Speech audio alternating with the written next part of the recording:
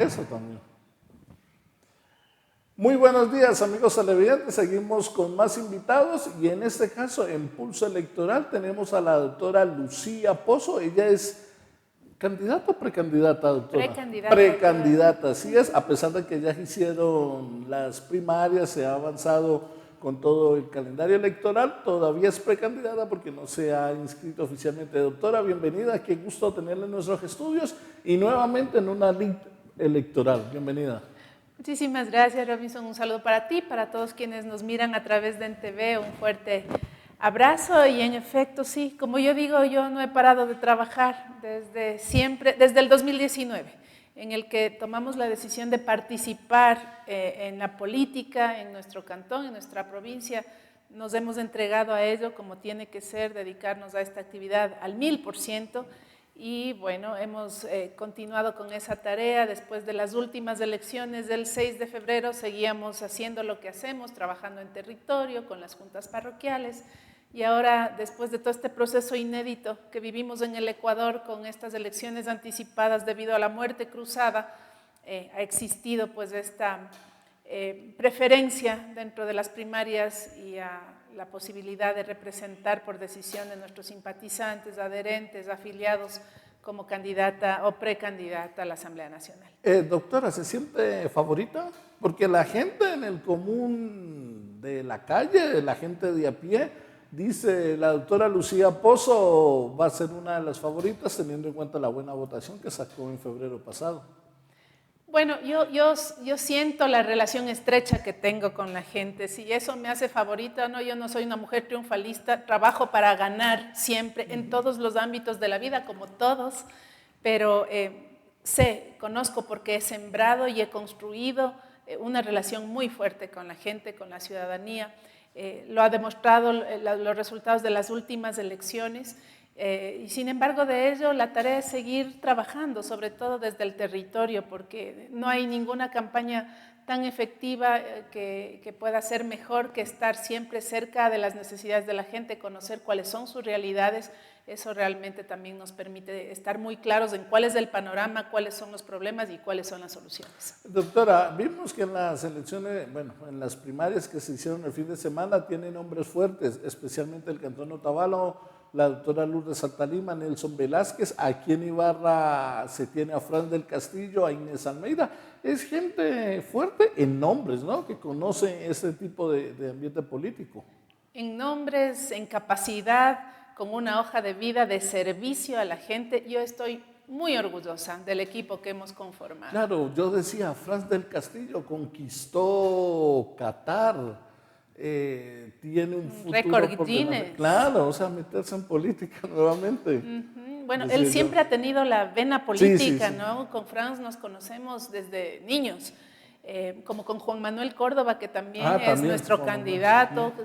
Venimos siendo amigos tantos años y desde el liderazgo estudiantil, desde el deporte, Franz desde el arte, la cultura. Inesita Almeida, una mujer activista toda la vida de los derechos humanos de las personas con discapacidad, una gran representante de esa inmensa población de carchenses queridos que tenemos en la provincia de Imbabura. Como bien lo ha dicho Nelson Velázquez, un hombre que yo admiro mucho porque él es quien es. Siempre es un activista, es un hombre de territorio, un hombre convencido de sus ideales, y esa es la gente que necesitamos, gente que tenga muy claro cuál es el panorama, como Lourdes Saltalima, que ya hemos sido compañeras en esta lid y que continuamos, por supuesto, también ahora. En el caso de Nelson me sorprendió porque sacó 9,000 votos, quedó cuarto y solito, no tenía candidato a prefecto y los concejales tampoco, o sea, él solito se sacó. Tú dices 9,000 y conversábamos un poquito, ¿no? Yo creía que son casi 10,000 votos, pero hay que decir algo, ¿no?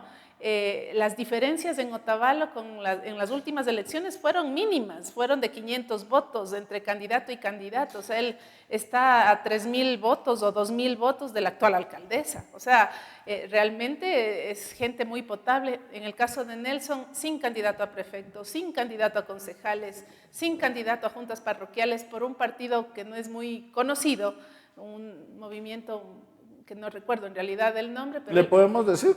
Sí, sí, es que Él era de los socialistas. Sí, pero no, la alianza tenía otro nombre, que en realidad no. Juntos por el cambio. Por algo, exacto. Y imagínate, solito, son sus votos, es el cariño de la gente hacia la persona. Y ahora es un momento en el que, como yo le decía, yo he ido a buscar a estas personas, yo he ido a atender, pues a mí no me avergüenza buscarle a la gente porque los ciudadanos queremos eso. Frentes de unidad para combatir la corrupción, frentes de unidad de gente que esté dispuesta a trabajar, frentes de unidad de personas que tengamos los objetivos claros de lo que hay que hacer para representar con dignidad a los imbabureños. Así que en Otavalo, con Lourdes, con Nelson, con toda la gente que representan, le invitamos a nuestras primarias. Estuvo en nuestras primarias presentes el exprefecto Gustavo Pareja Cisneros, no va a ser candidato, vino a decirnos, estoy aquí porque si puedo aportar en algo a este proyecto, cuenten conmigo, ya no voy a ser candidato, necesitamos juventud, fuerza, experiencia para sacar adelante esta provincia, aquí estoy. ¡Qué nobleza de políticos que logran entender que esto no es de egos, de vanidades, del que yo quiero ser candidato, tenga o no tenga posibilidades, después resultan siendo, perdóname la expresión, porque hay que hablar con claridad, estamos en una época histórica y hay que ser claros, resulta ser simplemente chimbadores de los procesos electorales cuando se pueden unificar las tendencias y podemos combatir de frente a este Estado que ahora se encuentra realmente viciado. ¿Hay candidatos chimbadores en la asamblea de Imbabura? ¿Ahora? Sí. ¿Para las siguientes elecciones? Sí. No o sea, lo sé. Para usted. ¿En las elecciones anteriores? No, en estas elecciones que vienen del 20 de agosto, ¿cree usted que hay todavía no están inscritos. No, pero los nombres. De los precandidatos que escucho, vamos a ver, todavía no está nada dicho. Nosotros somos el único partido político que ya ha hecho primarias.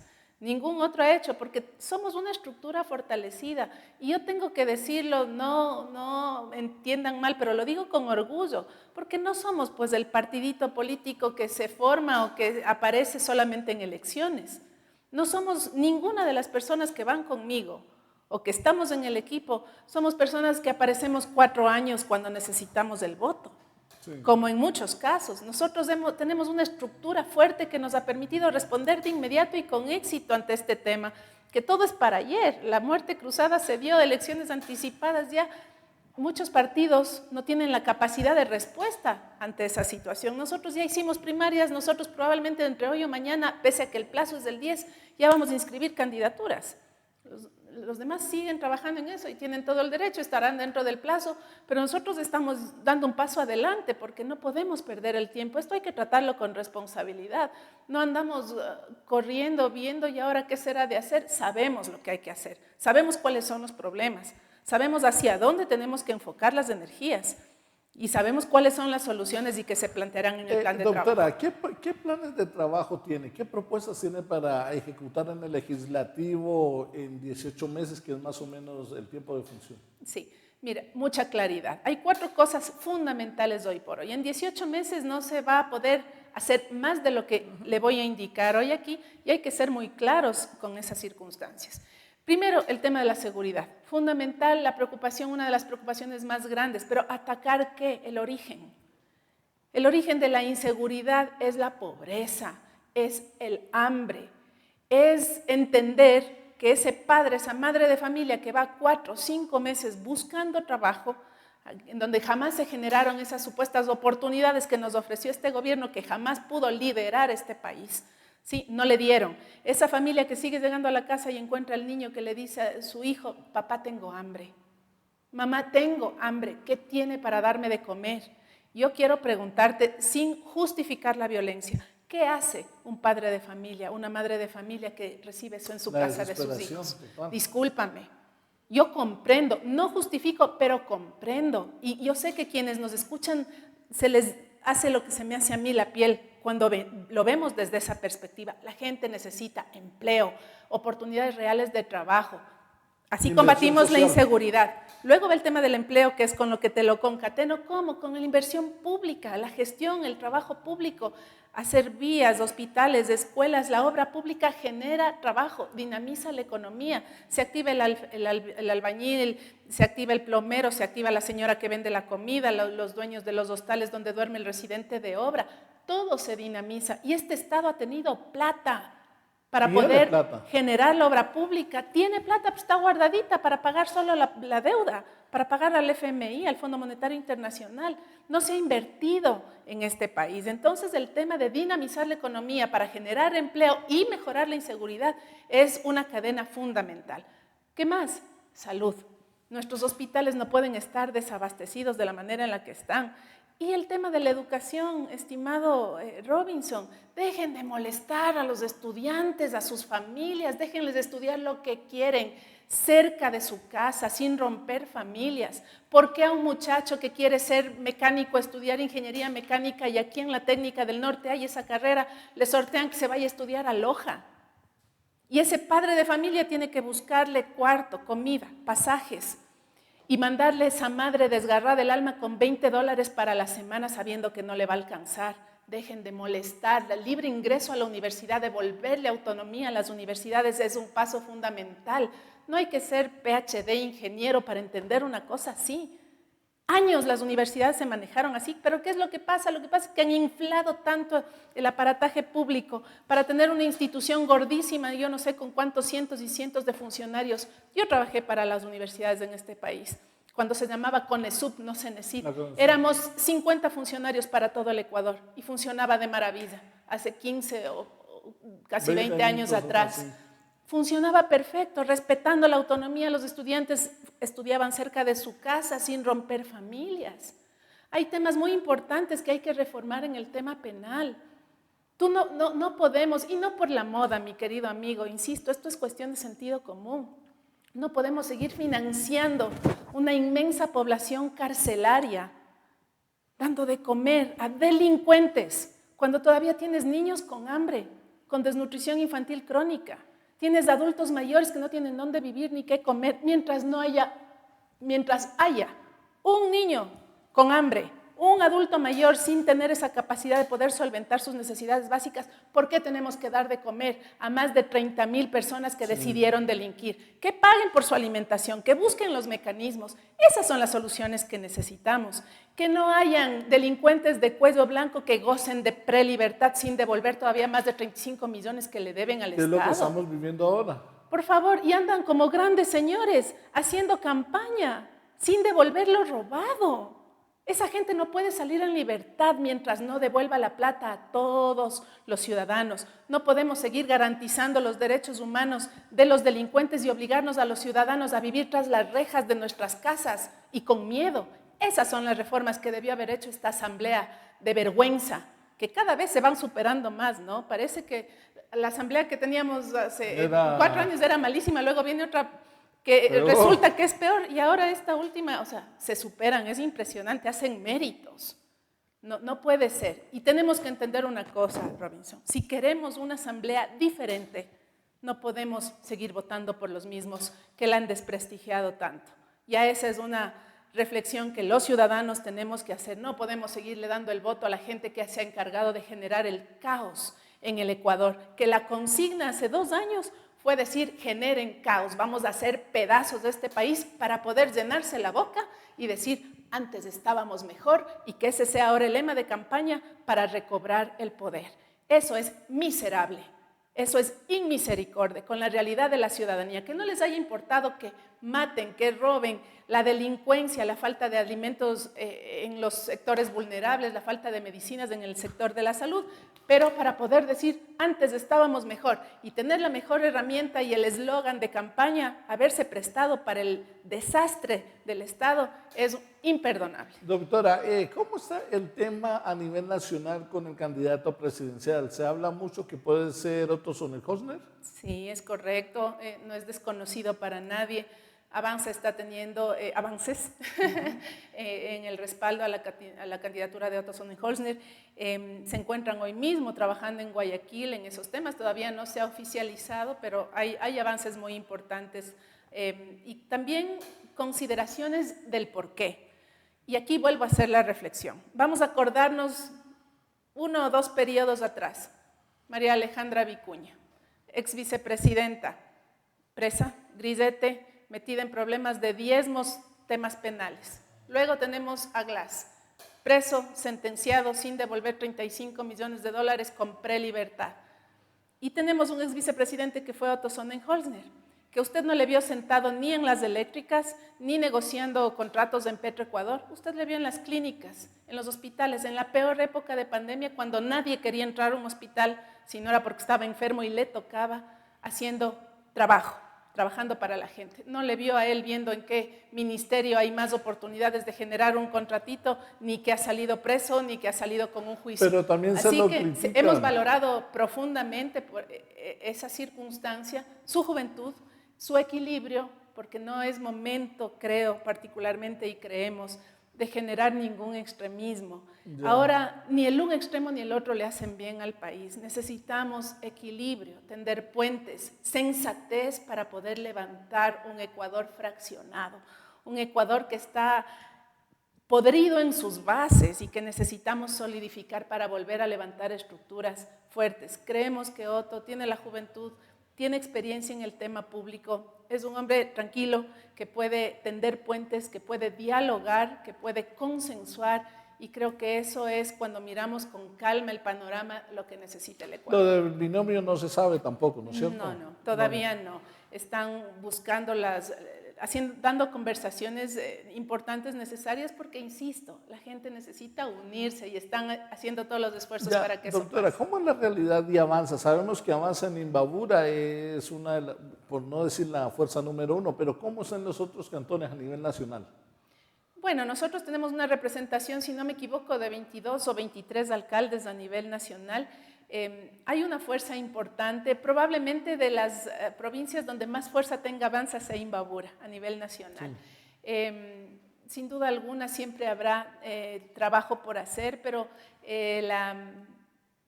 la causa común de quienes hacemos Avanza a nivel nacional es que somos gente de mucho territorio. Y eso, sumado a las alianzas que se puedan realizar en un proceso en el que necesitamos armar frentes conjuntos para combatir la corrupción, será muy importante para fortalecernos. Hoy hemos visto, estimado Robinson, las alianzas más antinatura que hemos podido ver. Los que se llaman ser de más de izquierda, claro, revolucionarios, pegados, trabajando abrazaditos y de ñañitos con la más rancia derecha conservadora del Ecuador, como el socialcristianismo y el correísmo. Increíble, se llenan la boca de la revolución de la izquierda, pues están abrazados con Jaime Nebot. Entonces, dejen de tapar las verdades con velos. Los ciudadanos no somos tontos y entendemos que solamente les quedan esas palabras, esos argumentos para el discurso, pero la realidad está ahí. La realidad es que no hay ideología alguna que defiendan. Lo que les interesa son sus poderes, sus intereses, y unirse con quien les dé la gana y con quien quieran para obtener los intereses que necesitan. ¿Con el método de Wester puede Avanza meter 2 asambleístas aquí en Imbabura? Por supuesto que sí, sí, claro que sí, porque vamos a andar, estas elecciones van a caminar con el mismo método, con Wester modificado, que nos permite, con la elección que tuvimos en las últimas elecciones, las votaciones que tenemos más lo que podemos sumar, podemos sin problema meter 2. Que sería Nelson Velázquez el segundo. Sí, así es. Nelson Velázquez con Fran del Castillo. Doctora, ya para finalizar, un mensaje más, o no sin antes decirle que la vamos a volver a tener en nuestros estudios cuando ya empiece la campaña ya de manera oficial. ¿Cuál va a ser su agenda durante esta semana? Bueno, primero, muchas gracias por la invitación. Como siempre, dispuesta a dialogar, a conversar con ustedes. Yo soy de territorio. Nosotros ya tenemos esta semana trabajo en Urcuquí fundamentalmente y en Otavalo para esta semana que vamos a terminar. Pero tenemos ya una agenda territorial de aquí a casi 2 meses. Así que nuestro trabajo siempre ha sido así. Los equipos están organizados, la parte digital. Pero nunca habrá nada que suplante la posibilidad de estar cerca de la gente, que es lo que siempre hemos hecho, estimado Robinson. Una pregunta medio indiscreta, ¿sus hijos pasan con los abuelos? Porque usted la vemos que está para arriba, para abajo, la vi en ciclismo, en Lita en esos días. Sí, mire, yo siempre me doy tiempo para mis hijos, esa es mi proyecto de vida personal. No hay día que no levante a mis niños, que no les mande a la escuela con el desayuno, que no les pase dejando, a menos días como hoy, que ya estuve muy tempranito en redes y ya me ayudan mis padres a dejarles en el colegio, porque mi esposo me acompaña. La ayuda de mi mamá, de mi papá es fundamental, porque, y de mi esposo, por supuesto, porque si yo no tendría ese respaldo, no tendría puestas las alas en la espalda para poder cumplir estos sueños y sobre todo ir construyendo la pasión que yo tengo en mi corazón, que es servir a la gente. Esto es lo que yo amo hacer. Más allá de las circunstancias, los lugares o los puestos que yo ocupe, me gusta encontrar soluciones para la gente que tiene problemas. Eso es lo que yo hago y lo que he hecho toda mi vida, desde los diversos espacios que yo he ocupado. Mi familia ocupa un lugar fundamental en mi vida, siempre me organizo de tal manera, porque ser mujer en la política, amigos, no es fácil, pero soy una mujer muy disciplinada, muy organizada, planifico muy bien mi día y cumplo una agenda que me permite tener prioridades, orden, y en esas prioridades, por supuesto, que están mis hijos y mi familia. Ya listo, muchas gracias, doctora. De esa manera hacemos una pausa, regresamos más adelante con más invitados aquí en Pulso Electoral.